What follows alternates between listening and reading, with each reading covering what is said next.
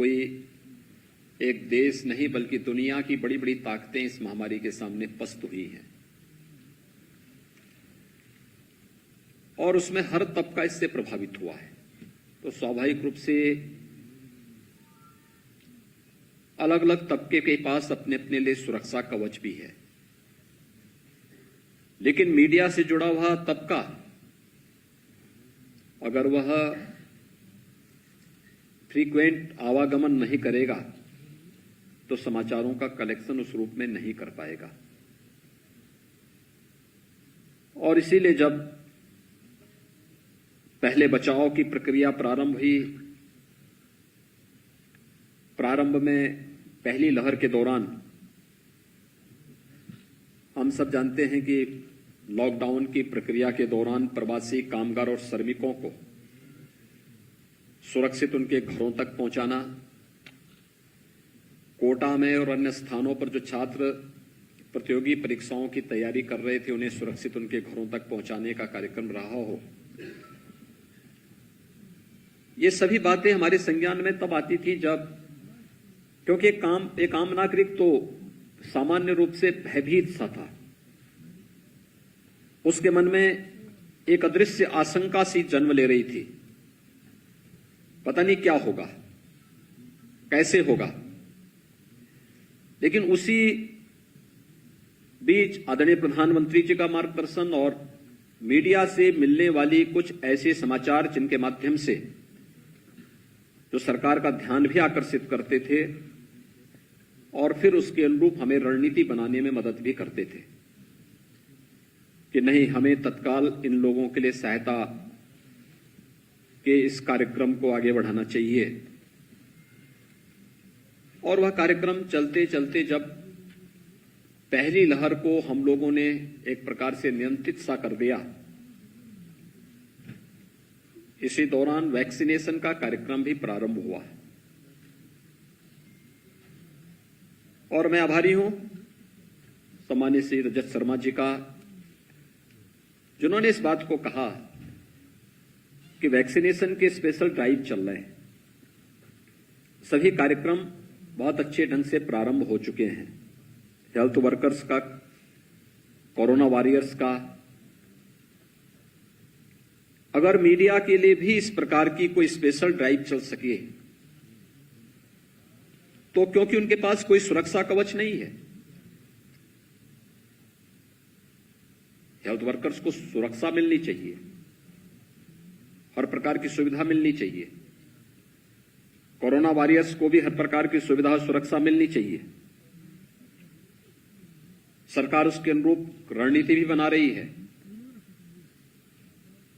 लेकिन यह लोकतंत्र का जो एक सजग प्रहरी के रूप में मीडिया जगत से जुड़े हुए जो बंधुगण कार्य कर रहे हैं, उनके पास कुछ भी नहीं है, न पीपी किट है, बहुत सारी जगह ग्लव्स भी नहीं है, मास्क का भी कभी कभी अभाव देखने को मिलता है। हर एक घटना या हर एक व्यक्ति के संपर्क में आने के बाद सैनिटाइजर मिलेगा ही, इसकी उम्मीद भी नहीं की जा सकती है। क्या वैक्सीनेशन का स्पेशल बूथ मीडिया से जुड़े हुए बंधुओं के लिए स्थापित हो सकते हैं? और मैंने कहा आपने बहुत अच्छा सुझाव दिया है और हम लोग चाहेंगे कि नोएडा और लखनऊ में 2 बूथ प्रारंभ हो तो अच्छा रहेगा। और मुझे प्रसन्नता है कि लगभग 25,000 के आसपास लोगों को वैक्सीन इन दोनों बूथों पर उपलब्ध करवाने में, केवल इन 2 बूथों पर, बाकी तो बाद में हर जनपद में हम लोगों ने प्रारंभ किया, लेकिन प्रारंभ में चले हुए इन 2 बूथ से जो सहायता वहां पर प्रारंभ मिली। और मुझे ये भी अच्छा लगा कि कोविशील्ड का जो वैक्सीन था, अमूमन उसमें माना जाता था कि 10 लोगों को वैक्सीन लगेगा, लेकिन उसमें क्षमता क्या होती थी? 11 लोगों की वैक्सीन देने की क्षमता होती थी। एक दिन आदरणीय प्रधानमंत्री जी ने इस बारे में मुझसे पूछा कि आखिर वैक्सीन का वेस्टेज कितना है यूपी में। मैंने कहा प्रारंभ में तो बहुत ज्यादा था, अब घटते घटते हम उसको 2 तक लेके आ गए हैं और हमारा प्रयास है हम इसको और भी नीचे कर लें। उन्होंने कहा कि आपको मालूम है कि कोविशील्ड का जो वैक्सीन है, इसमें एक वायल में 10 लोगों को आप वैक्सीन लगाते होंगे, लेकिन इसमें 11 लोगों के लिए वैक्सीन होता है। एक व्यक्ति का वैक्सीन इसमें फिर भी वेस्ट होता है। मैंने कहा नहीं, ऐसा मालूम, मुझे जानकारी में नहीं, आप पहली बार मेरी जानकारी में आ रहा है। लेकिन मैं उसी दिन फिर सूचना भवन में गया था, और जहां पर मीडिया के लिए स्पेशल बूथ बना हुआ था, तो मैंने वहां पूछा, मैंने कहा कितने लोगों को वैक्सीन लग रहा है, तो मुझे बताया गया कि एक वायल में हम 11 लोगों को वैक्सीन यहां पर दे रहे हैं।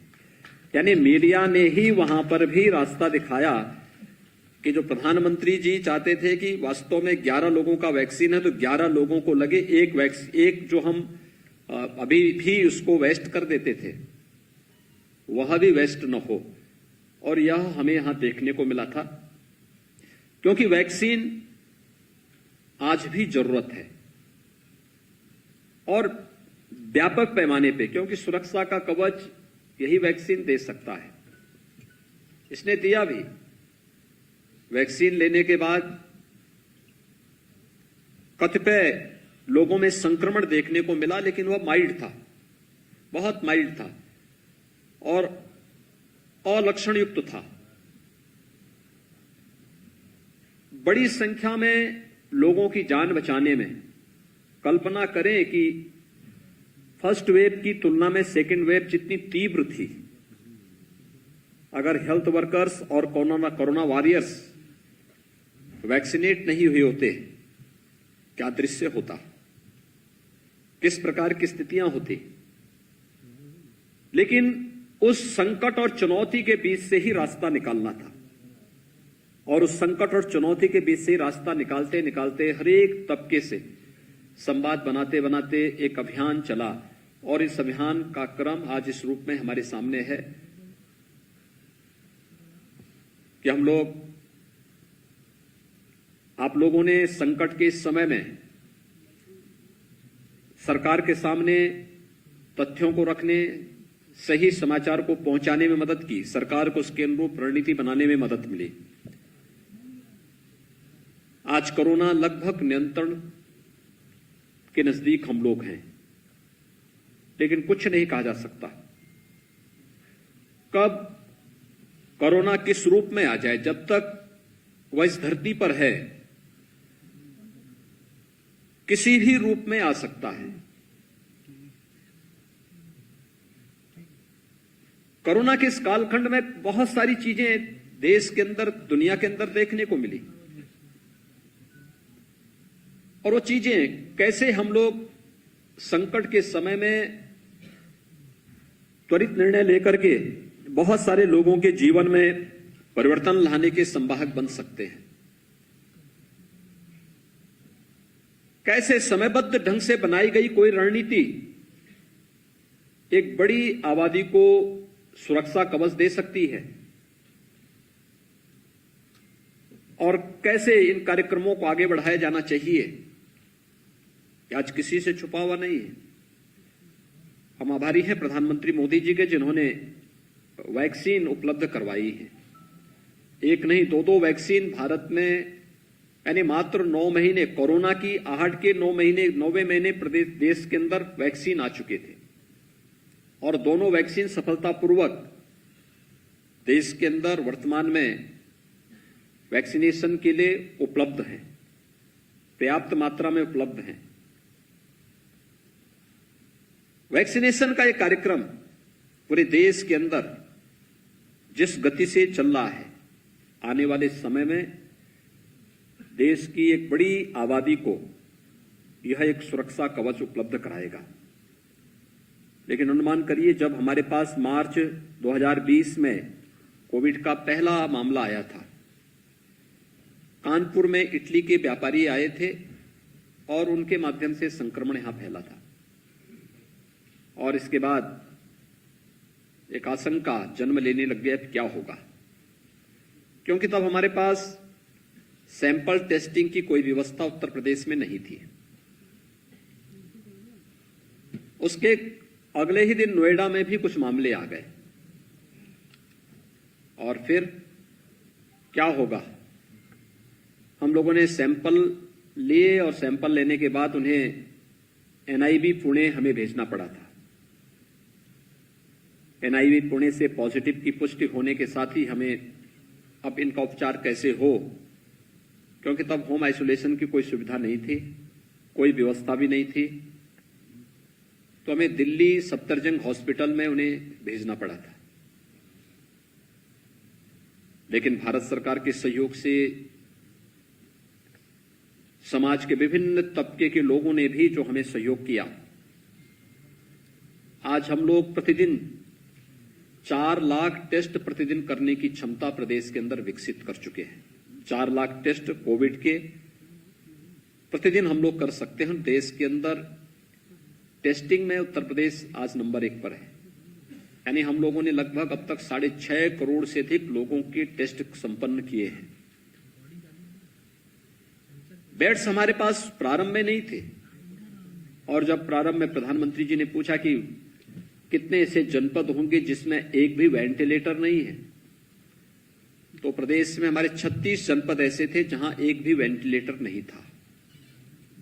आज सभी 75 जनपदों में हम लोगों ने आईसीयू बेड दिए हैं, वेंटिलेटर उपलब्ध कराए हैं।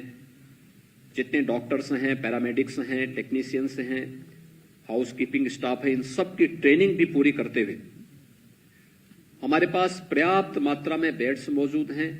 आपने देखा होगा सेकेंड वेव के दौरान जब दिल्ली के अंदर स्थिति अनियंत्रित सी हो गई थी, तो नोएडा, गाजियाबाद, मेरठ, बुलंदशहर, हापुड़, मुजफ्फरनगर, सहारनपुर, मुरादाबाद, ये सभी जनपदों में एक बड़ी संख्या में दिल्ली से जुड़े हुए पेशेंट अपना उपचार करते हुए दिखाई दे रहे थे।